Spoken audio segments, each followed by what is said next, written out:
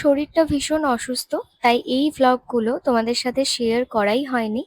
তো সেইদিন আমরা যাচ্ছিলাম একটু মুভি দেখতে। অনেকদিন পর প্রায় আমরা মুভি দেখতে যাচ্ছি। রিসেন্টলি ককটেল 2 দেখার খুবই ইচ্ছা ছিল, খুবই ভালো হয়েছে শুনছিলাম। তো সেটা দেখার জন্যই ফার্স্টে আগের দিন বুক মাই শো থেকে আমরা করে নিয়েছিলাম টিকিট বুক। মুভির টাইম ছিল 3:30 নাগাদ। তো তার আগে আমরা একটু লেন্স কার্টেও চলে এসেছিলাম, ওর চশমাটা ফিটিং করানোর ছিল, চশমাটা ঢিলা হয়ে গিয়েছিল, তাই ফিটিং করিয়ে নিয়ে আমরা নিয়ে নিলাম এখান থেকে কর্ন মশালা, যেটা ওর আর আমার ভীষণ পছন্দের। কর্নটা জানো তো আমরা দুজনেই ভীষণ পছন্দ করি।